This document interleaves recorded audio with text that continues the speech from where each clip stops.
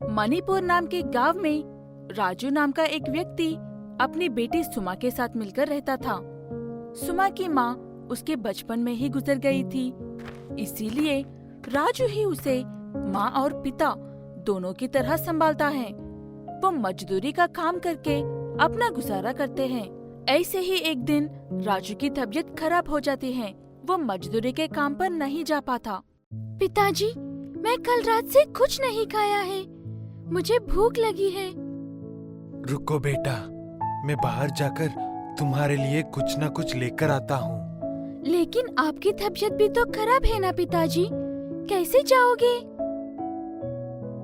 मैं कुछ भी करके लेकर आऊंगा बेटा, तुम चिंता मत करो, ख्याल रखना अपना। ये कहते हुए राजू सुमा के लिए कुछ खाने के लिए लाने के बाहर निकल कर आता है। इतने में तूफान आने वाले हैं, सभी अपने घरों में सुरक्षित रहे कहकर बाहर सरकार की तरफ से अनाउंसमेंट हो रही थी। हमेशा की तरह ये सिर्फ तुच्छ बातें हैं, ये सोचकर वहाँ के वासी बिल्कुल भी भरोसा नहीं करते।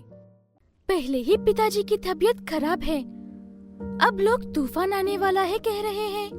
अगर पिताजी उस बारिश में भीगे तो तबीयत और खराब होगी। ये कहते हुए वो एक छोटी लड़की होने की वजह से वो जितना सोच सकती है उस हिसाब से एक छोटी सी छतरी खरीदकर अपने पिता को ढूंढते हुए निकलती है। इतने में राजू घर पहुंचता है। सुमा, देखो बेटा, मैं तुम्हारे लिए क्या लेकर आया हूँ खाने के लिए।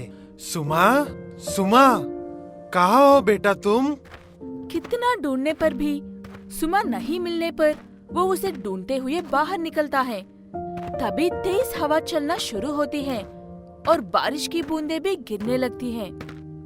बूंदें शुरू हो गई है, ऐसे तो पिताजी भीग जाएंगे। बारिश शुरू हो गई है, पता नहीं सुमा कहाँ फंस गई होगी। ऐसे बाप और बेटी एक दूसरे को ढूंढते हुए एक एक दिशा में निकल जाते हैं। ऐसे कुछ देर बाद बारिश तेज होने लगती है और हवाओं के साथ तूफान भी बढ़ जाता है। धीरे धीरे पानी भरने लगता है और हल्के से लोगों के घर कुछ हद तक डूबने लगते हैं। कुछ ही पलों में देखते ही देखते सब आंखों के सामने बर्बाद होने लग जाता है। क्या करे समझ नहीं आकर वही छतरी पकड़कर एक गड्ढे पर चढ़कर खड़ी हो जाती है सुमा। पिताजी, आप कहाँ हो? मुझे डर लग रहा है। यहाँ क्या कर रही हो बेटा? तूफान और बढ़ने वाला है, चलो यहाँ से मेरे साथ। ये कहते हुए सुमा को उठाकर अपने साथ लेकर जाता है वो आदमी।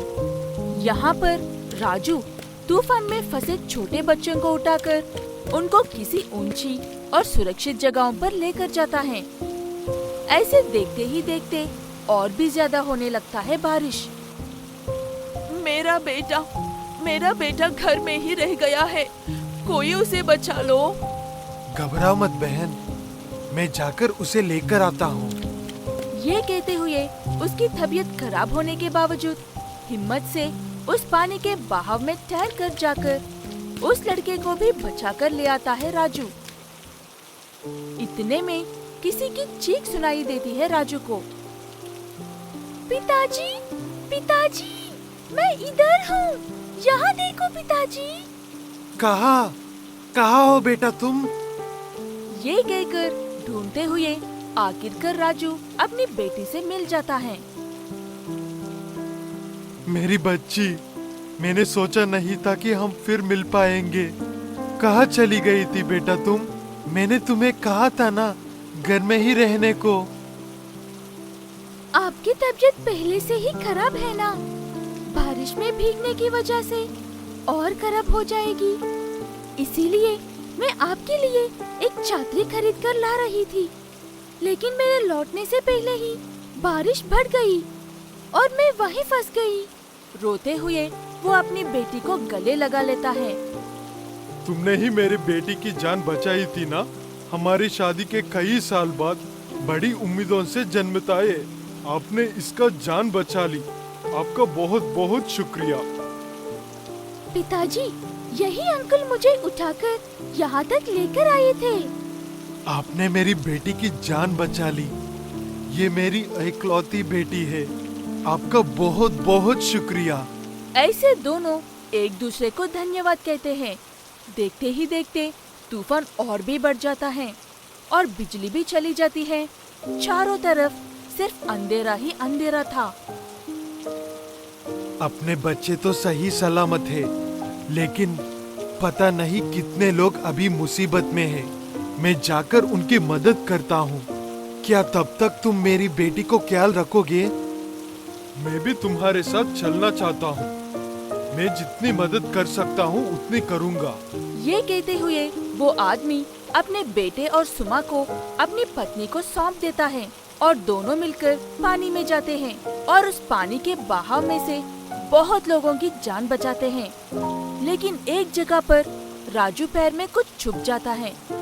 फिर भी वो उसकी परवाह किए बिना लोगों की मदद में लग जाता है। कुछ देर बाद उसे कमजोरी महसूस होने लगती है और अगले ही पल में अचानक से बेहोश होकर गिर जाता है। क्या हुआ है भाई? तुम ठीक तो हो ना?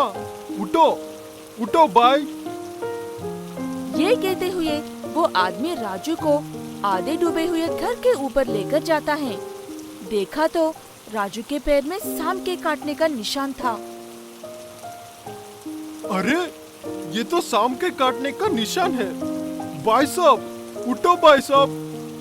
ये कहते हुए वो राजू को उठाने की जोरों से कोशिश करता है, लेकिन अब उसे उठाने का कोई फायदा नहीं था। जहर उसके सारे शरीर में फैल जाने की वजह से उसकी मौत हो गई थी। इतने लोगों की जिंदगी बचा ली है तुमने, लेकिन आखिर अपनी जान ही गवा बैठती हो। अब तुम्हारी बेटी तुम्हारे बारे में मुझसे पूछेगी तो उसे क्या जवाब दूं? ये कहकर जोरों से रोने लगता है वो आदमी। कुछ देर बाद सुबह हो जाती है। सुबह के साथ तूफान भी थम जाता है और पानी भी धीरे धीरे जमीन में उतरने लगता है। कुछ ही देर में जमीन सारा पानी सोख लेती है। लोग अपनी अपनी जगह पर आने लगते हैं। अंकल, देखा आपने? सारा तूफान थम गया है।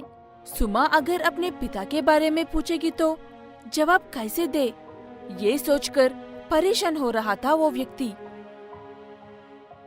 मेरे पिता एक हीरो है अंकल। मुसीबत आने पर हीरोज ही तो अपनी जान की परवाह किए बिना सबकी मदद करते हैं। इसीलिए वो अपनी तबीयत खराब होने के बावजूद लोगों की मदद के लिए गए। मैंने रात में देखा था अंकल, उन्हें मरते हुए। ये कहते हुए रोने लग जाती है सुमा। उसे अपने पास बुलाकर समझाने लगता है वो व्यक्ति। रो मत बेटा, तुम्हारे पिता सच में एक महान हीरो थे। इसीलिए उन्होंने इतने सारे लोगों की जान बचाई है। तुम अपने पिता के जान का दुख मत रखो। आज से मैं तुम्हारे पिता की तरह ही हूँ। ये कहते हुए वो आदमी सुमा को उस दिन से अपने सगी बेटी की तरह देखभाल करने लगता है। सच में हर ऐसे तूफानों में कई लोग मर जाते हैं। कुछ लोग खुद को या अपने परिवार को बचाने के चक्कर में मरते हैं, तो कुछ लोग राजू की तरह और उनको बचाते हुए। जो भी हो, जैसा भी हो, ऐसे तूफानों की वजह से किसी भी मासूम की जान नहीं जानी चाहिए। हम यही प्रार्थना करते हैं।